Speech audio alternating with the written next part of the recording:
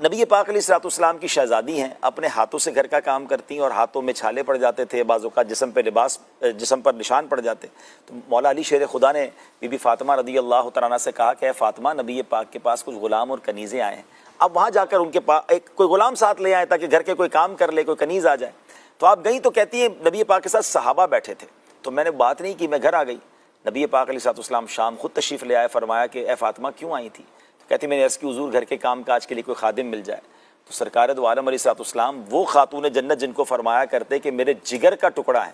اس کے بارے میں پھر نبی پاک نے کیا یہ نہیں کیا کہ انہیں غلام دے دیا یا کوئی خادم دیا، پیارے آقا نے فرمایا اے فاطمہ اپنے گھر کے کام کاج اپنے ہاتھ سے کیا کرو، اللہ تھک جاؤ تو 33 بار سبحان اللہ، 33 بار الحمدللہ اور 34 بار اللہ اکبر پڑھ لیا کرو۔ یہاں پہلے تسبیح فاطمہ کی خوبصورت بات بتا دوں، علماء فرماتے ہیں اگر کوئی تھک جائے، آج بھی کوئی ایسا بندہ ہے جو کام کاج سے تھک جاتا ہے، روزے میں تھک جاتا ہے، تسبیح فاطمہ پڑھ لیں، انشاءاللہ آپ کی تھکن جو ہے وہ ریلیز ہو جائے گی۔ سبحان اللہ۔ مگر یہاں اسلامی بہنوں سے خاص طور پر گزارش ہے کہ جو گھر کے کام کاج نہیں کرتی، اور یہاں ایک اور پرابلم کیا ہو گیا اشفاق بھائی، طلاق کا ریشیو بڑھتا جا رہا ہے، اور اس کی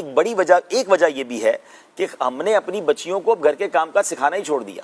اب ماسیاں گھر میں ہیں، کام کرنے والیاں ہیں، تو بندہ کہتا ہے کیا ضرورت ہے میری بچی کو کام کرنے کی، لیکن جس سسرال میں اس نے جانا ہے اگر اس کو کھانا پکانا ہی نہیں آتا، گھرستی ہی نہیں آتی، اس کو کپڑوں کے بارے میں کچھ نہیں پتا، طے کیسے کرے کچھ بھی نہیں آ رہا ہوتا،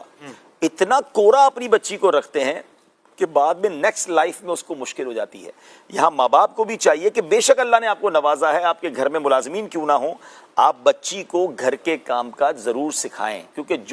جو بھی خاتون گھر کے کام کاج اپنے ہاتھ سے کرتی ہے وہ دوسرے گھر کی آنکھوں کا تارا بن جاتی ہے۔ ہمیں اللہ کرے یہ بات سمجھ آئے تو اب بی بی فاطمہ رضی اللہ تعالیٰ عنہ کو نبی پاک خادم کیا جنتی خادم دے سکتے تھے، آپ تو جنتی خزانوں کے مالک ہیں نا، مگر آپ نے اپنی بچی کی تربیت اس طرح فرمائی۔ تو یہاں ماں باپ کے لیے بھی ایک درس ہے کہ وہ بچیوں کی تربیت کیسے کریں، اور یہاں ان بچیوں کے لیے بھی درس ہے، عید کے دن قریب آ رہے ہیں، تو جو بیچارے ایسے لوگ ہیں جو مڈل کلاس ہیں یا غریب لوگ ہیں، ان کے گھروں میں فرمائشی لسٹ شروع ہو گئی ہے